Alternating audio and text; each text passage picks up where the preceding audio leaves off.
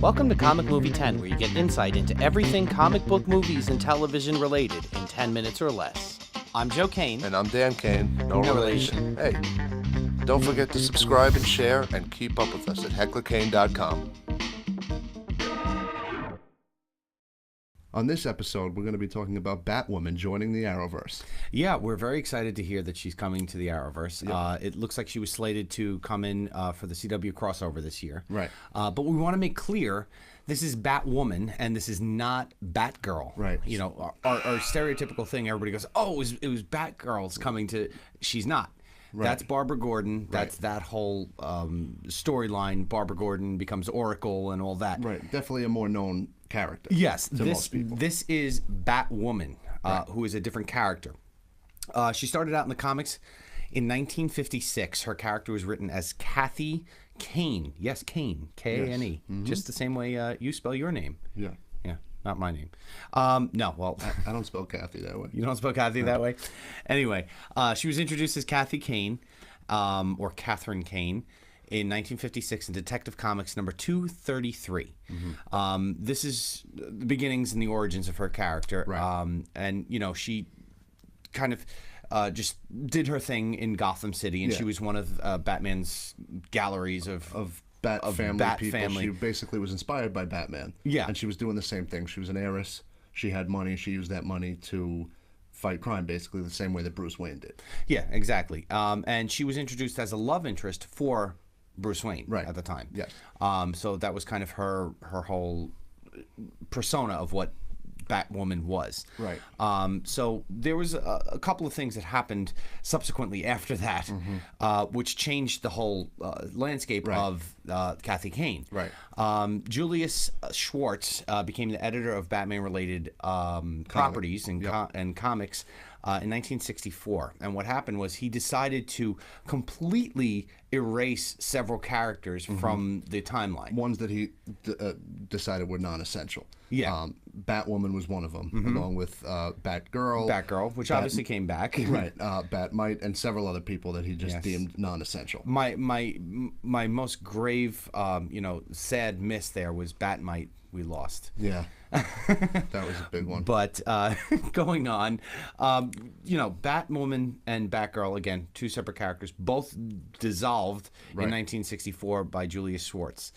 We're talking about timelines here and how this character has evolved throughout the years. Right. She was reintroduced in 1985, where she was in Crisis on Infinite Earths, where it was then established that she never existed to begin with. Right. She was only brought back. She wasn't reintroduced. She was only brought back to say that she didn't exist. It was treated as if she had never existed. Yeah, well, that's an interesting way to say that this character was just never there. Right. Never happened. Because as we know, Crisis on Infinite Earths, as we saw through the rest of the Arrowverse, since we're on Arrowverse last year, there's multiple Earths and there's multiple realities on these Earths where there's different characters. So in this Crisis on Infinite Earth, she was deemed that she never existed, period. Right. Now fast forward to 2006. She's reintroduced, and now as Kate Kane. Yeah, which is still Catherine Kane. Which is still different nickname. Catherine Kane. And she was back in the universe, and she was actually deemed as a character of Jewish descent, as well as being a lesbian. Yes. Now on the show, they are continuing with that theme. Yes, they're keeping the character true to what when she was reintroduced in 2006. Right. To what they're supposedly putting on the screen for the Arrowverse. Right. And it's they casted Ruby Rose. She's known for Orange is the New Black. She was in John Wick 2, Resident Evil, one of them. The Final Chapter. Yes. Thank you. And we're very curious to see how they're going to introduce her into the Arrowverse. Now, what our big question here is, the looming question, you're introducing a Batman character into the universe.